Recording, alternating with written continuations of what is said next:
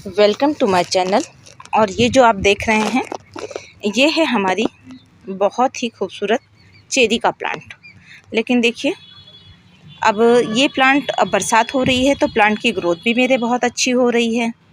और प्लांट की ग्रोथ अच्छी हो रही है तो ये नेक्स्ट ईयर हमने गर्मी में मंगाया था। नेक्स्ट ईयर पूरे 1-1.5 साल हो गए हैं इस प्लांट को हमको नर्सरी से मंगा के। फिर भी ये प्लांट अभी भी मैंने रिपोर्टिंग नहीं की थी। और अब जाके मेरे प्लांट में देखिए कुछ प्रॉब्लम मुझे देखने के लिए मिल रही है। प्लांट की ग्रोथ तो बहुत अच्छी है, आप ये देख सकते हैं। और इसमें बहुत अच्छे फ्रूट्स भी लगते हैं, रेड कलर के, मैरून कलर के, और खट्टे मीठे स्वाद आते हैं। तो ये है चेरी का प्लांट जो, और इसमें बहुत ही खूबसूरत फ्लावरिंग भी हो रही थी। लेकिन अभी जो प्रॉब्लम हुई है कि तो मेरा प्लांट देखिए इस तरह से ये ब्रांचेस इसकी सूख रही हैं। और यहाँ की ब्रांच दिखा दूँ तो ये भी ऊपर से इसकी ये ट्रिप की ब्रांच सूख रही है। तो इस प्लांट में एक प्रॉब्लम ये अक्सर देखने को मिलती है कि इसमें फंगस का अटैक हो जाता है। तो फंगस किस तरह के होते हैं वो भी मैं आपको दिखाऊंगी, और इसको बचाना कैसे है वो भी आपको बताऊंगी। क्योंकि ये सेकंड टाइम ऐसा हो रहा है कि प्लांट मेरा इस तरह से फंगस लग रहे हैं, और बरसात में काफ़ी अच्छी ग्रोथ हुई है इसकी। तो ये देखिए इसके ये ब्रांच आपको दिखा दूँ। पहले तो ये ब्रांच देखिए ये सूख रही है यहाँ से, तो अच्छी खासी ब्रांच सूख रही है। और साइड की ब्रांच देखिए न्यू ब्रांच यहाँ पर लगी हुई है। तो ये है फंगस का अटैक हुआ है, तो इसको बचाना पड़ेगा। क्योंकि ये देखिए आपको नज़दीक से दिखा रही हूँ, इसकी ब्रांच के ऊपर इस तरह से आप देखिए ये वाइट वाइट स्पॉट जो दिखाई दे रहे हैं ना, ये सारे हमारे मिलीबग्स कह लें या कुछ और कह लें, जो हमारे प्लांट को बहुत बुरी तरह से ये ख़राब कर देते हैं। ये इस तरह से ये देखिए, अगर आपको इसको क्लीन करें तो इसके ऊपर आपको इमिडाक्लोरोप्रिड का स्प्रे करना पड़ेगा, तब जाके आपका प्लांट अच्छे से होगा। तो आज मैं इस प्लांट की रिपोर्टिंग आपके साथ शेयर करने वाली हूँ, और इसको किस तरह से हम बचाएंगे ये भी आपके साथ शेयर करूँगी कि प्लांट की ग्रोथ कैसी होगी। तो देखिए ये आपको दिखा दूँ, अभी भी ये करीब 1.5-2 साल से ये नर्सरी के पॉट में ही लगा है प्लांट, और अच्छी ग्रोथ भी कर रहा है। और नीचे आप पॉट में देखिए कुछ भी थोड़ी सी नीचे किचन कंपोस्ट डाल के हमने छोड़ दिया था, और कोई भी फर्टिलाइज़र नहीं, लेकिन प्लांट में बहुत अच्छी फ्लावरिंग हो रही थी। तो अब इस प्लांट को हमें बचाना भी है और इसकी रिपोर्टिंग भी करनी है, ताकि हमें विंटर में इसमें बहुत अच्छे से चेरी खाने के लिए मिले। और बहुत ही इसका अच्छा स्वाद होता है, खट्टा मीठा स्वाद होती है इस चेरी के प्लांट की, फ्रूट्स के। तो इस प्लांट को देखिए मैं इस तरह से चेक कर रही हूँ, तो यहाँ की ब्रांचेस एकदम से डेड हो गई हैं, पूरी तरह से ये सूख गई हैं। ये देखिए इस तरह से पूरी तरह से सूख गई हैं, और कट कट की आवाज़ भी इसके अंदर से आ रही है। तो ये देखिए बिल्कुल भी ग्रीन नहीं है। तो जितनी भी सूखी ब्रांचेस है सबसे पहले मैं उसको कट करूँगी, और किस तरह की मिट्टी बनाऊँगी और कौन सा फर्टिलाइज़र दूँगी अपने प्लांट के लिए वो भी बताऊँगी। और नीचे इसकी किस तरह की रूट्स हैं वो भी पॉट से निकालेंगे तो हमको मालूम पड़ेगा कि इसकी रूट्स कैसी हैं। तो इसमें से जितने भी हमने ये सूखी लकड़ियाँ देखिए, ये बरसात में इस तरह से सारी पत्तियाँ इस तरह से हो गई हैं लगातार बारिश की वजह से, तो नीचे पत्तियाँ भी सूख गई हैं। और इसको निकालेंगे तो नीचे मुझे लग रहा है पूरा रूट्स इसके पॉट से बाहर निकल के इसकी रूट फैल गई हैं। तो चलिए पहले इसको ट्रिम करके इसकी सारी सूखी पत्तियों को हटाते हैं, और उसके बाद इसका ट्रीटमेंट और रिपोर्टिंग करते हैं। और मौसम भी तो देखिए अजीब सा हो गया है, तो सबसे पहले इससे सूखी हुई ब्रांच को ट्रिम करके हटा देंगे।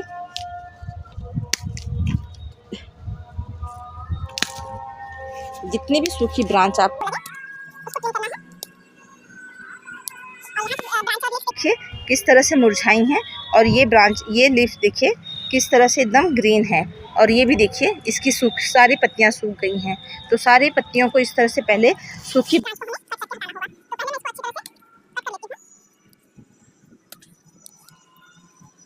और जब भी आपका कोई भी पौधा इस तरह से आपको लगे कि ये सूख रहा है, तो सबसे पहले आप इसको चेक कीजिए कि कहीं इसमें फंगस तो नहीं लग गए हैं, और उसका ट्रीटमेंट तुरंत कीजिए। नहीं तो आपके सभी प्लांट पूरी तरह से ऊपर की तरफ से सारे ब्रांच इसकी सूख जाएंगे। तो फिलहाल देखिए मैंने जहाँ तक मुझे लगे वहाँ तक मैं सारी इनकी ब्रांच को मैंने कट कर दिया है, और आप देख सकते हैं ये हमारी सूखी ब्रांच कट हो गई है, और हमारा इस तरह से दिखाई दे रहा है। सूखी ब्रांच हमने हटा दी है, इसमें फंगस लगा हुआ है, और इसकी सभी ब्रांच पे फंगस लगा हुआ है।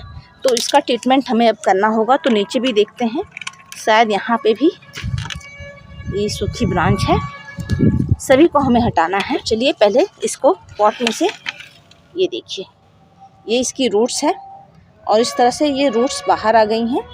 तो चलिए, तो मैं कोशिश करूँगी कि इसकी कोई भी रूट्स ख़राब ना हो और अच्छे से इस ग्रो बैग में से हमारा प्लांट बाहर आ जाए। तो आप देख सकते हैं बहुत ज़्यादा सख्त हो गई है इसकी ये मिट्टी, पूरी तरह से जाम है। लेकिन ये मेरे गार्डन की मिट्टी है, तो ये देखिए इस तरह से भुरभुरी है। आप ये इसकी रूट्स, ये देखिए ये इसकी रूट्स हैं। तो पहले मैं इसको निकाल कर फिर आपसे मिलती हूँ, ताकि मैं कोशिश करूँगी दोनों हाथों से कि इसकी कम से कम रूट्स टूटे। और पहले मिट्टी को यहाँ से ना ढीला ढीला करना पड़ेगा, थोड़ी सी इसकी हल्की सी गुड़ाई करनी पड़ेगी, क्योंकि ये नर्सरी के ही पॉट, देखिए ये नर्सरी की मिट्टी में ही लगा हुआ प्लांट है। तो आपको मैं दिखा दूं, अभी हमारे यहाँ मौसम देखिए इस तरह का हो गया है, इस तरह से बदली और बहुत तेज़ हवा चल रही है। ये ग्रीन नेट देखिए, ये ग्रीन नेट अभी भी लगे हुए हैं और इस तरह से हवा चल रही है। तो आप देख सकते हैं ये काम इस तरह से करना होता है कि हमारा ग्रीन नेट आगे पीछे हो रहा है और अभी कभी भी बारिश हो सकती है। तो और ये देखिए ग्रो बैग में से प्लांट नहीं निकला है, लेकिन बारिश आ गई है। तो बारिश आ गई है तो मुझे भागना पड़ गया। तो अब ये 3 दिन हो गए हैं पॉट में से ये प्लांट बाहर रख के, अब इसे निकालने की कोशिश करते हैं।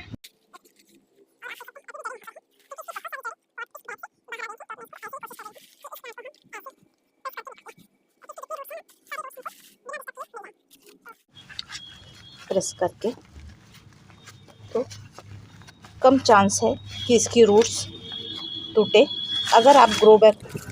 तो ये देखिए एक हाथ से ही मैंने पूरी वीडियो बनाई है और कोई कट नहीं किया है। और आप देख सकते हैं कि एक प्लांट को बचाकर ग्रो बैग से निकालना एक हाथ से कितना मुश्किल होता है। एक हाथ से कैमरे को पकड़ना और एक हाथ से हमें अपने प्लांट को सेफ निकालना होता है कि इसकी कोई भी रूट्स ना टूटे। प्लांट हमारे गार्डन में आया था और इस गर्मी में भी इसकी रिपोर्टिंग नहीं कर सके, ना ही विंटर में ना ही बरसात में। और अब ये दूसरे साल है और इसकी इस मिट्टी को हम अच्छे से रिमूव करके ये चिकनी मिट्टी हटा देंगे। अब ये रूट्स को ज़्यादा नहीं डिस्टर्ब करेंगे मैं, और ना ही ज़्यादा इसकी मिट्टी, लेकिन जितनी कोशिश होगी कि हम अपनी मिट्टी में अपने प्लांट को अच्छे से लगाएं। तो प्लांट हमारा सूख क्यों रहा था, इसकी जड़ों में कोई दिक्कत नहीं है, दिक्कत होती है इसकी स्टेम में। तो इसके स्टेम में मैंने आपको दिखा दिया है कि इस तरह से ब्लैक ये लाल रंग के ये दीमक की तरह हैं, जो प्लांट को पूरी तरह से ख़राब कर देते हैं। यहाँ पर देखिए और यहाँ पर ये देखिए ये वाइट। तो इसको ही हमें क्या करना है, आपके पास कोई भी स्प्रे बॉटल में नीम ऑयल हो उससे स्प्रे कर दीजिए, या फंगीसाइड का अच्छे से इस पर लेप लगा दीजिए, जिससे इसमें जितने भी फंगस होंगे वो सारे फंगस निकल जाएंगे। तो ये देखिए हमने तो अब प्लांट की रिपोर्टिंग के लिए अपने प्लांट को इसमें से निकाल दिया है। अब इसके लिए मिट्टी बनाएंगे और पॉट लेंगे, और जहाँ तक है मैं इसकी सारी मिट्टी को रिमूव करने की कोशिश कर रही हूँ और अपनी मिट्टी में इस प्लांट को मैं ग्रो करूँगी। तो ये देखिए ये काम हमारा हो गया है, अब पूरी तरह से इसकी मिट्टी निकल चुकी है और इसकी थोड़ी बहुत जड़ें अगर इसकी टूट भी जाती हैं तो कोई दिक्कत नहीं है, क्योंकि अभी ग्रोथ का टाइम है, प्लांट अच्छी ग्रोथ करेगा, बारिश का सीज़न है, बहुत सारी इसकी जड़ें तैयार हो जाएंगी। तो आप बिल्कुल भी मत डरिए, लेकिन प्लांट को फंगस से बचाने की कोशिश करेंगे कि इसमें कोई फंगस ना लगे, नहीं तो प्लांट अच्छा नीचे से अच्छा होने के बावजूद भी हमारा प्लांट देखिए इस तरह से सूख रहा है। तो इस टाइम में इस पर पहले अच्छे से मैं इसके अंदर स्प्रे कर देती हूँ। आप चाहे फंगीसाइड का स्प्रे कीजिए, चाहे इमिडाक्लोरोपिड का। तो मेरे पास इमिडाक्लोरोपिड है, मैं उसका ही स्प्रे इसके ऊपर करूँगी। तो प्लांट को मैंने इस तरह से रख दिया है। अब इसके ऊपर ये मिट्टी हम हटा देंगे, इसको थोड़ी सी धूप लगा देंगे। तो ये है मेरे पास इमिडाक्लोरोपिड की घोल है इसके अंदर। तो पहले मैं इससे अपने प्लांट को अच्छे से नहला देती हूँ।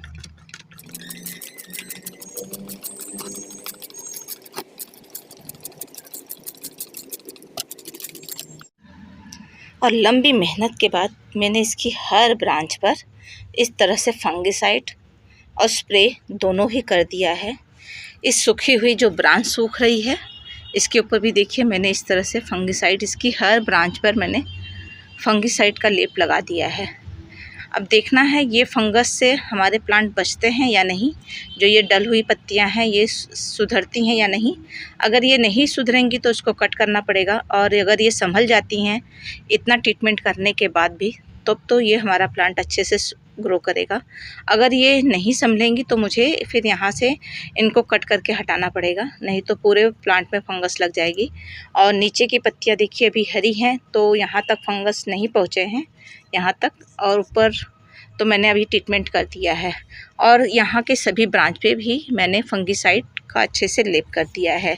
और रूट्स तो देखिए आपके साथ मैंने ओपन किया था। ओपन करने के बाद अब इसकी मिट्टी में हमने जो मिट्टी हमने बना के रखी है बरसात के दिनों के लिए, वही मिट्टी यूज़ कर रही हूँ। तो उसमें उस मिट्टी के अंदर मैं ये देखिए, ये मेरी वो मिट्टी है जिसके अंदर राइस हस्क, नीम खली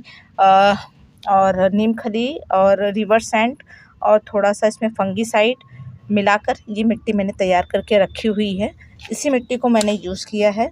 अब प्लांट की रिपोर्टिंग कर रहे हैं तो नीचे भी यही मिट्टी हमने इस पॉट के अंदर भरी है, और उसके ऊपर से अब हम ये देखिए ये फर्टिलाइज़र यूज़ कर रहे हैं।